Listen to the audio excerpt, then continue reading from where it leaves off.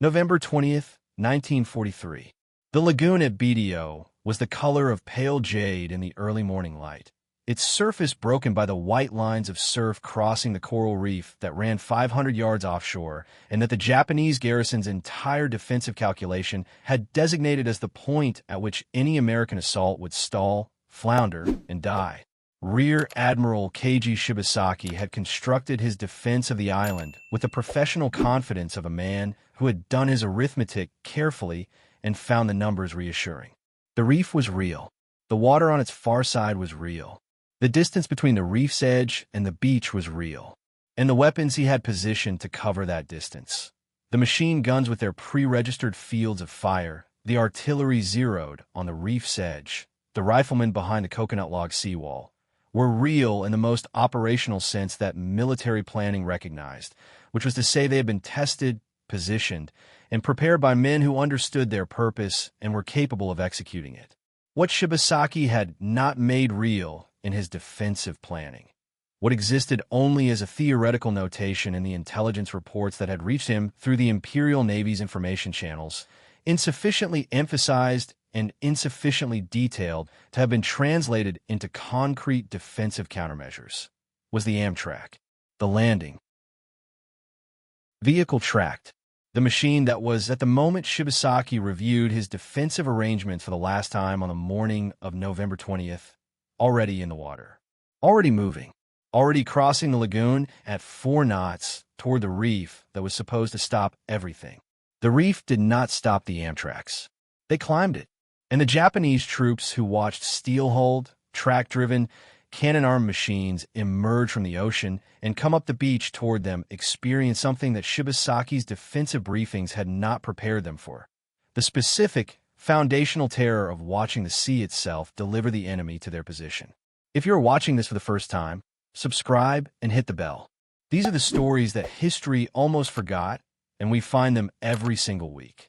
To understand the full weight of what the Amtrak represented to the Japanese defenders at Tarawa, one must understand the centuries of military logic that the machine had just violated. The ocean as barrier was not merely a tactical assumption. It was a foundational principle of coastal defense that had organized military thinking since human beings first built fortifications beside water. The sea protected you.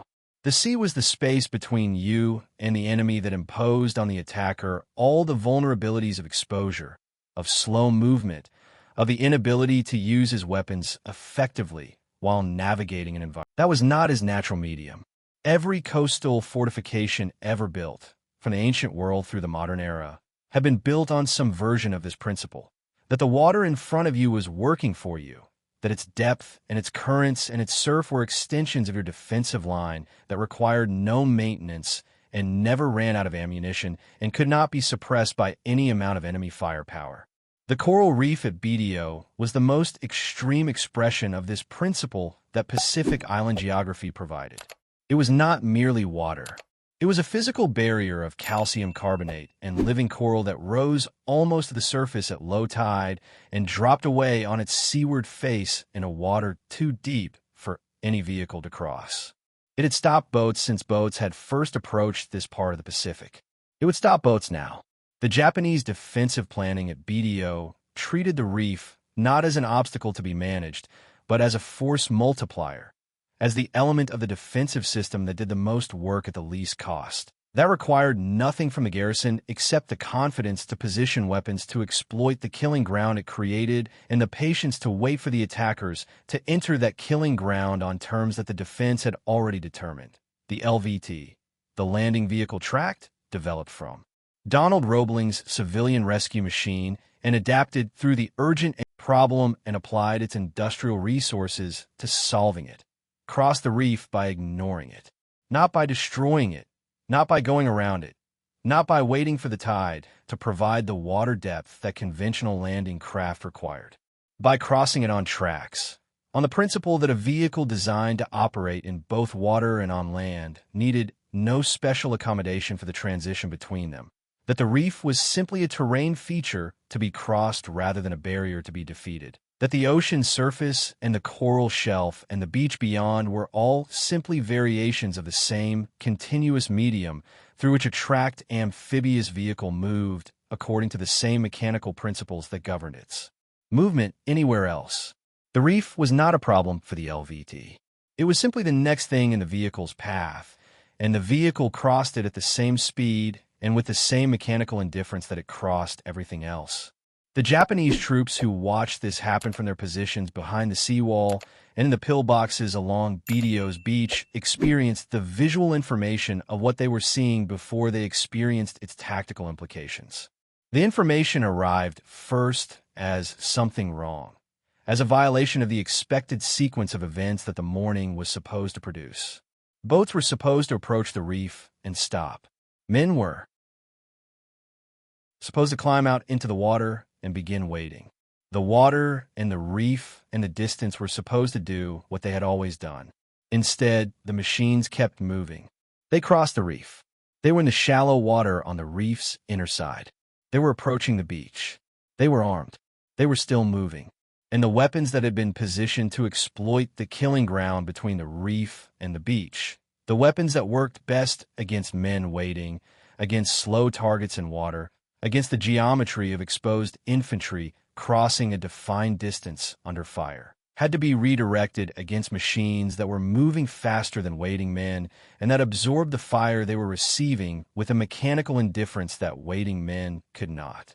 The transition in the Japanese defensive response from the anticipated engagement, mass fire against infantry wading from the reef, to the actual engagement, weapons fire against tracked vehicles crossing the beach at 4 to 6 miles per hour, occurred under the worst possible conditions for institutional adaptation. It occurred in real time, under fire, without the deliberative process that doctrinal revision normally requires, with the full weight of the morning surprise compressing the available decision-making window into seconds rather than the hours or days that the review of new tactical information typically demanded. The machine weapons on the reef's edge had to make immediate adjustments for targets moving faster and more unpredictably than their fire plans had been developed against. The artillery that had been zeroed on specific points in the killing ground had to engage targets that were already past those points and continuing to move. The riflemen behind the seawall had to process the specific tactical information that tracked vehicles were approaching rather than wading infantry, and had to determine, in the compressed time frame that the approach allowed, what the appropriate response was to a target that their ammunition could wound but not reliably stop. The specific terror that the LVT produced in Japanese defensive positions was not simply the terror of a surprise. It was the terror of a weapon that violated the logic on which the defense had been organized. Japanese coastal defense doctrine was built around the exploitation of the attacker's vulnerability during the crossing from reef to beach, the period of maximum exposure when the attacker was slow, without cover, and committed to a movement that could not be reversed without accepting the full exposure of a retreat across the same killing ground. The LVT compressed this period to the point of near elimination. A machine crossing from the reef to the beach at 4 to 6 knots under its own power, with its own weapons firing, was not in the killing ground in the same sense. That wading infantry was in the killing ground. It was transiting a space that it had not been designed to occupy for any longer than the crossing required, and the crossing required less time than the defense's weapons could exploit effectively against a moving, armed target that was not wading but driving. The variants of the LVT that the Marine Corps and the Army deployed across the Pacific Island campaigns following Tarawa incorporated the tactical lessons of the battle with the systematic urgency that characterized American military development throughout the war. The LVT, too, that appeared at the Marshall Islands campaign in February 1944 had improved propulsion and better land handling. The LVT, for that became the standard vehicle for later campaigns, added the rear ramp that allowed Marines to exit from the back of the vehicle under armor cover rather than over the sides in full exposure to defensive fire, reducing the vulnerability of the critical moment of disembarkation from an exposed scramble over high metal walls to a 2-second sprint down a ramp that the vehicle's hull protected until the Marines were clear. The LVTA variants added turret-mounted weapons, 37mm cannon, 75mm howitzers, that turned the amphibious vehicle from a troop carrier that happened to be armed into a genuine assault vehicle that could suppress defensive positions while delivering its troops and then continue fighting. Japanese defensive doctrine attempted, through the campaigns that followed Tarawa, to adapt to the LVT's tactical reality with the same professional seriousness that it applied to every tactical problem the American advance presented. The revised beach defense that Colonel Nakagawa had implemented at Poliliu, pulling the defense back from the beach entirely, abandoning the killing ground that the reef had been designed to protect, retreating into the limestone ridges where the LVT's amphibious capability provided no advantage, was the most sophisticated expression of an institutional understanding that the old logic of coastal defense had been superseded. Nakagawa had grasped what many of his colleagues had not, that the LVT had not merely introduced a new weapon into the beach assault equation, but had changed the equation itself. The beach was no longer the killing ground. The killing ground was wherever the defense could make it, and making it on the beach against an enemy equipped with the LVT was a losing proposition that Poliliu's geography allowed him to decline. Not every Japanese commander had Nakagawa's terrain or his clarity of analysis. The commanders at Saipan, at Guam, at Leyte, at Luzon faced the LVT in conditions that did not permit the complete withdrawal from beach defense that Poliliu's ridgelines had enabled, and the beach fighting of those campaigns documented. And besides, the ongoing tactical cost of defensive positions that had been designed for a logic the LVT had superseded. Japanese anti-tank weapons that had been positioned to cover beach approaches were effective against LVTs. The vehicles were not heavily armored, and a well-aimed anti-tank round could kill them and the men inside them with brutal efficiency. But the positioning of those weapons had been determined by a defensive logic that placed them to exploit the killing ground between the reef and the beach, and the LVT's crossing of that space at speed and under fire changed the geometry of effective employment in ways that revised positioning could not fully address in the time the campaigns allowed. The steel hull of the LVT that absorbed the defensive fire on the crossing from the reef, the armor plate that stood between the Marines inside, and the machine guns that Shibasaki had positioned to kill them in the water, was the product of American steel production on a scale that the Japanese industrial establishment could not approach in 1943 and 1944. The engine that drove the tracks through the water and over the coral was the product of American manufacturing capability that had been building engines for civilian vehicles and agricultural equipment and industrial machinery for decades before the war, and that had converted that capability to military production with the organizational speed that the American economy's depth and flexibility permitted. The Marines inside the vehicle were the products of the American military training pipeline that was processing men from civilian life to combat readiness at a rate that the Japanese replacement system, depleted by 3 years of attritional warfare, could not match.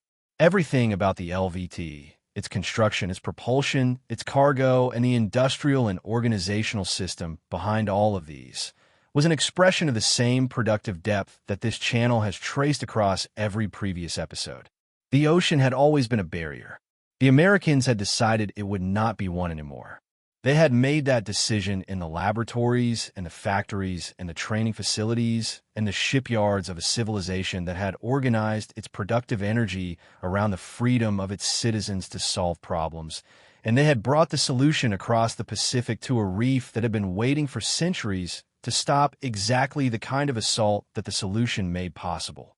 The reef did not stop the LVTs, and the Japanese troops who watched the sea deliver the enemy to their position discovered, in the most immediate and consequential way available, that a barrier is only as permanent as the ingenuity of the people determined to cross it, and that the ingenuity of the people crossing it on that November morning in 1943 was backed by an industrial and organizational depth that no barrier, however ancient and however solid, had been built to resist. If this story stayed with you, leave a like, share it with someone who loves history, and subscribe if you have not already. The Marines who crossed that reef in those machines deserve to be remembered with the precision their courage earned. We will keep finding their stories,